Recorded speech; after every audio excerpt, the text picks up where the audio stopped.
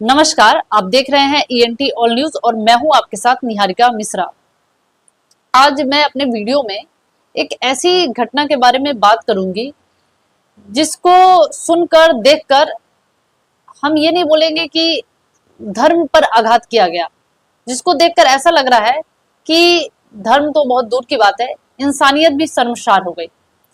क्योंकि यूपी के इटावा से एक ऐसा मामला सामने आया है जहां दो कथावाचक और उनका एक साथी था जो अंधा था, उसके साथ ऐसी हरकत की गई है। वो कहीं गए थे किसी ब्राह्मण के घर कथा करने, वहां उनके साथ एक ऐसी हरकत की गई है जिसको देखकर सुनकर ऐसा लगता है कि इंसानियत भी शर्मसार हो गई। दो कथावाचक जिनका नाम है मुकुटमणि यादव और उनके साथी का नाम है संत सिंह यादव, इन लोगों को सिर्फ इसलिए जलील किया गया क्योंकि इन्होंने कथा करने की जुर्रत कर दी, और जुर्रत तो की, ऊपर से ये यादव समाज के थे, जिसके कारण इनको बहुत जलील किया गया, इनका सिर मुड़वाया गया, इनसे नाक रगड़वाई गई। साथ साथ इससे भी मन नहीं भरा तो इनका मूत्र से शुद्धिकरण किया गया, किसी महिला के मूत्र से, जो खबरें सामने आ रही है। सोचने वाली बात है, अभी कुछ दिन पहले जब पाकिस्तान ने हम पर हमला किया और धर्म पूछकर मारा, तब हम लोग कितने बड़े स्तर पर इस चीज को उजागर कर रहे थे कि धर्म पूछकर मारा गया, एकता होनी चाहिए। लेकिन आज देखिए कि जाति पूछकर आपको जलील किया जा रहा है। अब जब मामला मीडिया में आया तो बहुत तरीके की राजनीति भी शुरू हुई और ये मामला अभी हेडलाइंस बना हुआ है, जिसके बाद से जो दूसरा पक्ष है उनके तरफ से कहा गया कि इन लोगों ने अपनी जाति छुपाई, और उसके बाद से ये कथा कह रहे थे, जाति छुपा के इन्होंने कथा की, इस वजह से ये चीज हुई। लेकिन सोचने वाली बात है कि जाति छुपा ही ली तो उसके लिए इस तरीके की हरकत को कहां तक सही ठहराया जा सकता है।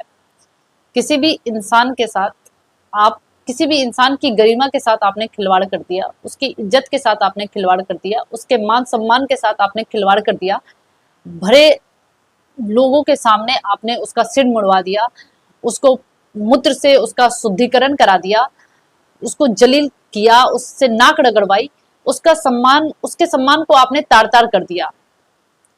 उसने एक जाति छुपाई, उसके कारण आपने क्या नहीं किया उसके साथ। इसके बाद से ये मामला पूरी तरीके से अभी हेडलाइंस बना हुआ है। इस मामले में राजनीति शुरू हो जाएगी और जो कार्रवाई होनी चाहिए वो कार्रवाई नहीं होगी, राजनीति शुरू होगी, जो हर मामले में हमारे यहाँ होता है। लेकिन आप ये सोचिए कि आज भी इस तरीके की घटना हमारे समाज में आती रहती है और हम बोलते हैं कि हम विश्व गुरु बनेंगे।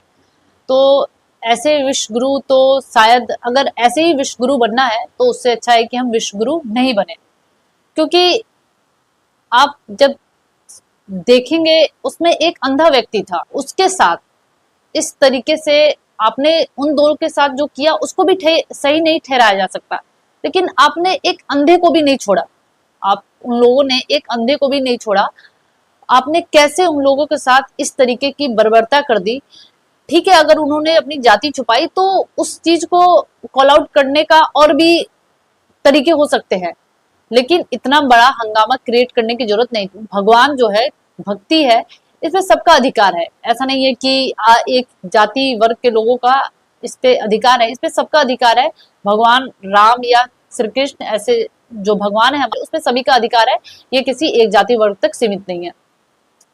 अभी इस मामले में अभी तक जो अपडेट्स आई है उसके बारे में मैं आपको बता देती हूँ। अखिलेश यादव जो यूपी के समाजवादी पार्टी के मुखिया है, उन्होंने जिन लोगों के साथ, जो कथावाचक है उनके साथ जो गलत हुआ, उन लोगों को उन्होंने लखनऊ में बुलाया, उन्हें ढोलक और हारमोनियम गिफ्ट किया और कथा भी कहलवाई और 51 हजार रुपए भी देने का ऐलान किया और मौके पर उनको 21 हजार रुपए दिए।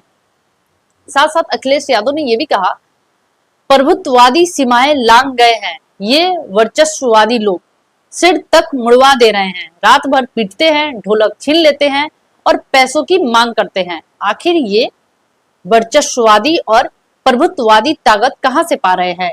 ये सरकार हार्टलेस है, हर असंवैधानिक काम का समर्थन करती है। तो कहीं ना कहीं उन्होंने सरकार को टारगेट किया और जिनके साथ ये गलत हुआ उसको कहीं ना कहीं एक प्रोत्साहन दिया कि जो आपके साथ हुआ है हम आपके साथ खड़े हुए हैं। इधर जो ये सब मामला तूल पकड़ा, इसके बाद से अब मामला है तो इसमें राजनीति तो होगी ही, जैसे कि मैंने आपको शुरू में ही बताया। इसके बाद से यहाँ पे ये हुआ कि समाजवादी पार्टी और यादव महासभा जब इस मामले में कूदा, इसके बाद ब्राह्मण महासभा भी इस मामले में कूद गया और उन्होंने भी अपना मोर्चा खोला। तब देखिए ये मामला कहां तक तूल पकड़ता है, लेकिन ओवरऑल यही बात है कि आज भी हमारे समाज में ऐसी जो घटना होती है, इससे एक इंसान किसी भी जात का या जाति का एक इंसान गलत करता है, लेकिन उसके कारण उस जात के समस्त लोग बदनाम होते हैं और इसके बाद उस देश का नाम खराब होता है। जो देश ये अपने आप में दावा करता है कि वो विश्व गुरु बनेगा, तो ये सब चीजें आज भी हमारे समाज में कुल मिलाकर देखा जाए तो ये सब चीजें आज भी हमारे समाज में है कि जहां अत्याचार होता है, अत्याचार किसी पर भी हो उसको सही नहीं ठहरा सकते, और किसी भी जात के लोगों पर हो, अगर बड़े जात के लोगों पर हो या छोटे जात के लोगों पर हो, ये अत्याचार कहीं से भी उचित नहीं है। हमें आज के युग में हमें जिस चीज पर काम करना चाहिए उस चीज पे हम काम नहीं करते हैं। स्वास्थ्य व्यवस्था पर काम नहीं करते, शिक्षा पर काम नहीं करते, बेरोजगारी पर काम नहीं करते, जो हमारे देश में आए दिन एक्सीडेंट होते हैं वो क्यों हो रहे इस पे काम नहीं करते, कहीं भीड़ हो जाती है तो उसे कैसे कंट्रोल करे, इन सब चीजों पर काम नहीं करते। हम काम करते हैं कि कैसे समाज में एक उन्माद की स्थिति पैदा की जाए, वैसे हम काम करते हैं। तो इन सब चीजों से जो मुद्दों का भटकाव होता है और फिर सरकार भी इन सब चीजों में लग जाती है, और जो सही मुद्दे हैं जहाँ विकास होना चाहिए, जिस चीजों पर बात होनी चाहिए उन चीजों पर बात नहीं होती है। और ऐसे ही किसी भी सरकार का, कोई भी सरकार हो, उस सरकार का जो कार्यकाल होता है वो ऐसे ही ऐसे खत्म हो जाता है और फिर चुनाव आते हैं। चुनाव के समय तो एज यूजुअल प्रलोभन दिए जाते हैं और फिर हम सब चीजों, सब मुद्दे को भूलकर उसी प्रलोभन में बह जाते हैं और उसके बाद जो ये सिस्टम है हमारा वैसे ही चलता रहता है। आज के वीडियो में इतना ही। ये सब सुनकर, देखकर अपने आप में बुरा लगता है कि आज भी हमारे देश में इस तरीके की घटनाएं होती हैं जो शायद पता नहीं कब बंद होंगी। इसके बारे में कुछ नहीं कह सकते।